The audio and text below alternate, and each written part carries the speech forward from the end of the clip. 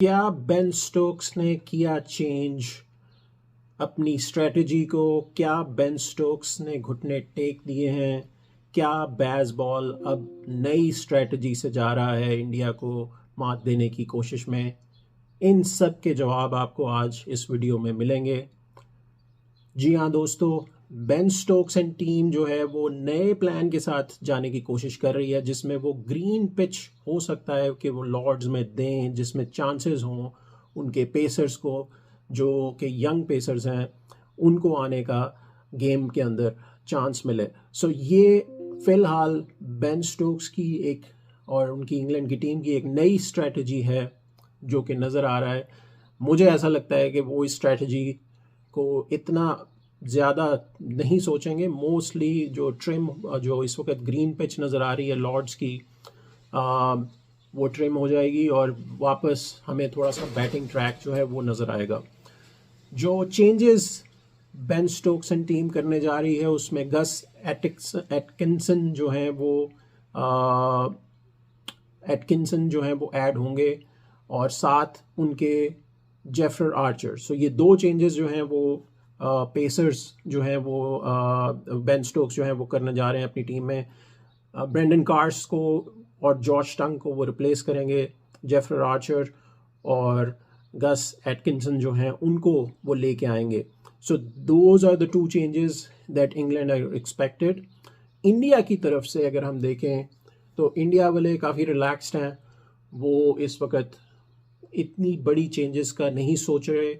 वो सिर्फ एक ही जो बुमराह की चेंज है वो ही, उसके बारे में वो सोच रहे हैं कि बुमराह को वो लेके आएंगे प्रसिद्ध कृष्णा की जगह।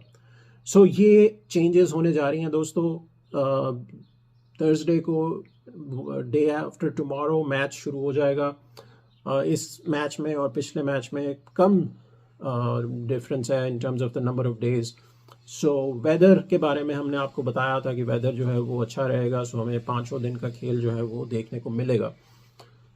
अब चलते हैं कि why England is trying to do what they are trying to do in terms of कि वो पिच जो है उसको ग्रीन क्यों बनाना चाह रहे हैं।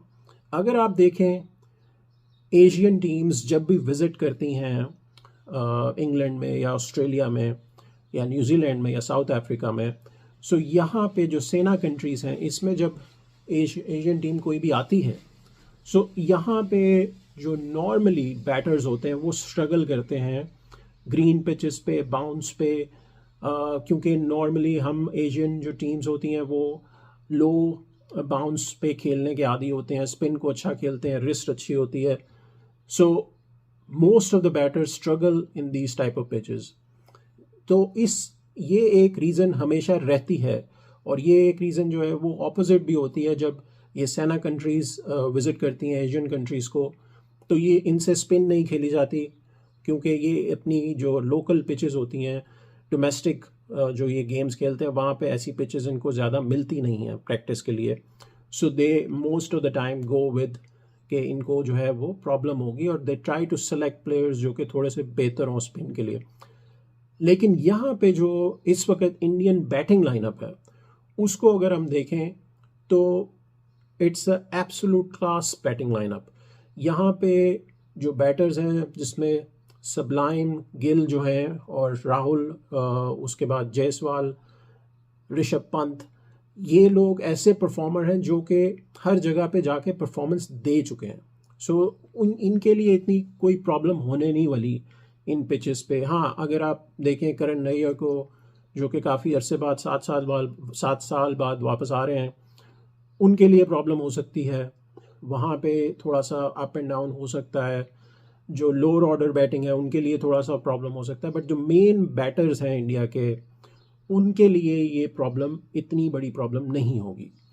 सो ये प्लान जो इंग्लैंड बनाने जा रहा है ग्रीन पिच का, ये बैकफायर भी कर सकता है इंग्लैंड के ऊपर। और इंग्लैंड ऐसा प्लान क्यों कर रहा है? इंग्लैंड डेस्परेट है। इंग्लैंड इस वक्त डेस्परेट हुआ है। इतनी तनकीद, इतनी ज़्यादा क्रिटिकल तनकीद बेसबॉल पे आज तक नहीं हुई। इंग्लैंड का जो मीडिया है वो normally go against their team that much. They make couple of points here and there, but जो इस वक्त मीडिया में चल रहा है, जो न्यूज़पेपर्स में आ रहा है इंग्लैंड के बारे में, उसमें जो उनके मेन कमेंटेटर्स हैं वो क्रिटिसाइज कर रहे हैं इन दो चीज़ों के ऊपर। एक कि बेन स्टोक्स ने जो टॉस जीत के इंडिया को बैटिंग दी, वो डिसीजन जो था वो उनका अच्छा नहीं था। दूसरा, जो कि बेन स्टोक्स की अपनी फॉर्म लगी हुई है कि 2 साल से उनकी सेंचुरी नहीं आई टेस्ट मैच में, और पिछले 2 टेस्ट मैचेस में भी ही हैज़ डन नथिंग। सो ये काफ़ी वरीसम सिचुएशन है इंग्लैंड के लिए। और दूसरा कि बेसबॉल में जब आप ऐसी पिचेस बनाते हैं जो कि प्लेसिड पिचेस होती हैं और वहाँ पे बैटर्स जो हैं वो पैराडाइज होती है उनकी, तो जो आपके बॉलर्स हैं वो आप ऐसे घोड़े बना लेते हैं जो कि बस उनका काम यही होता है कि उन्होंने भागना है, कोई परफॉर्मेंस उन्होंने नहीं देनी कि नंबर 1 पे आएंगे, 2 पे आएंगे, बस भागना है। सो उसमें ब्रेंडन कार्स भागते रहे, किस पोजीशन पे आए किसी को कोई फिक्र नहीं हुई। जॉश टंग बेचारे वो भी बॉल करते रहे, उनके लिए भी कुछ नहीं रहा। और क्रिस वोक्स ने थोड़ी सी अच्छी बॉल की नए बॉल से। पहले जो उनका बेसिकली फर्स्ट इंडिया की बारी थी पिछले मैच में, फर्स्ट इनिंग में, उसमें उन्होंने थोड़ी अच्छी बॉलिंग की थी पहले दिन, लेकिन उसके बाद वो भी थक गए और वो भी उस तरह की परफॉर्मेंस नहीं दे सके। सो शुएब बशीर को भी वो गेम में नहीं लेके आते, बिकॉज ऑब्वियसली पिच जब ऐसी होगी जहाँ पे टर्न आपको लास्ट डे मिलनी है और आपने बैटिंग जो है वो लास्ट करनी है, तो आपका स्पिनर कहाँ से प्ले में आएगा? Because then you're not even taking advantage of the toss that you have won. और रवि शास्त्री ने बड़ी अच्छी बात की, उन्होंने बोला कि कई दफ़ा ऐसा होता है कि जब आप टॉस के लिए जाते हैं और आप डिसाइड नहीं कर पा रहे होते, या आपने भी वही शायद सोचा हो जो कि ऑपोजिशन सोच रही होती है। क्योंकि जब शुभमन गिल से ये क्वेश्चन हुआ था टॉस के बाद, तो उन्होंने ये कहा था कि मैं भी टॉस अगर जीतता तो हम भी पहले बॉलिंग करते। सो उन्होंने बोला, रवि शास्त्री ने, कि ये कई दफ़ा ऐसा होता है कि अगर आपको डिसीजन ना मिले और दूसरे को आप डिसीजन लेने दें तो वो आपके लिए और बेहतर हो जाता है।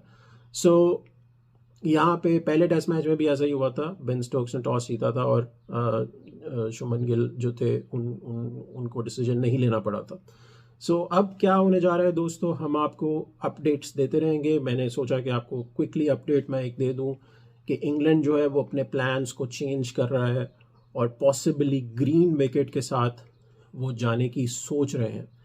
और 2 जो चेंजेस इंग्लैंड करने जा रहा है अपने पेसर में, उसके बारे में हमने आपको इन्फॉर्म किया है। और इंडिया की तरफ से जो है वो बुमराह वापस आ रहे हैं, लेकिन rest of the team would probably remain same, क्योंकि अगर ग्रीन पिच बनती है तो उसमें फिर कुलदीप यादव का, जो कि हम सोच रहे थे कि वापस आएंगे, उनका फिर आने का इतना कोई मकसद नहीं रहता, because then you will try to go with the pacer and Nitish Reddy as an allrounder, जो कि फिर बॉल भी फेंक सकते हैं। So then India will go technically with 3 pacers and 1 allrounder, batting allrounder who can bowl a bit. So उसमें फिर नीतीश रेड्डी का रोल जो है वो बढ़ जाता है, अगर पिच जैसे इंग्लैंड सोच रहा है वैसे बनाए।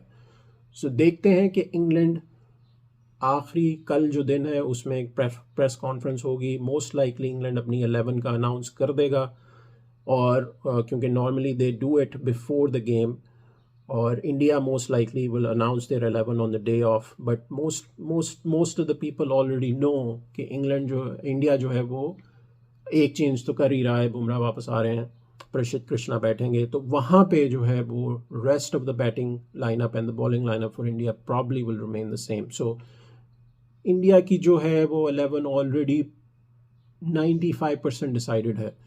सो वहाँ पे पिच को आके वो देखेंगे कि अगर तो ग्रीन ही रहती है तो फिर ऑब्वियसली वो इसी लाइनअप से जाएंगे, और अगर वो ट्रिम कर देते हैं फाइनल डे पे जिस दिन मैच शुरू होना है, सो वहाँ पे they might make a call for Kuldeep Yadav. Ben Stokes इस वक्त जो परेशानी है उनकी वो बढ़ेगी अगर ये मैच इंग्लैंड हार जाता है। अगर 2-1 डाउन हो जाएंगे तो ये जो मीडिया पीछे आ रहा है ये और ज़्यादा पीछे आएगा। सो इनके लिए एक डेस्परेट सिचुएशन है। सो लेट्स सी, कल की वीडियो में हम आपको प्लेइंग 11 के बारे में बताएंगे, और अगर इंग्लैंड ने अपनी 11 अनाउंस कर दी तो उसके ऊपर भी हम आपको अपनी एनालिसिस जो है वो देंगे.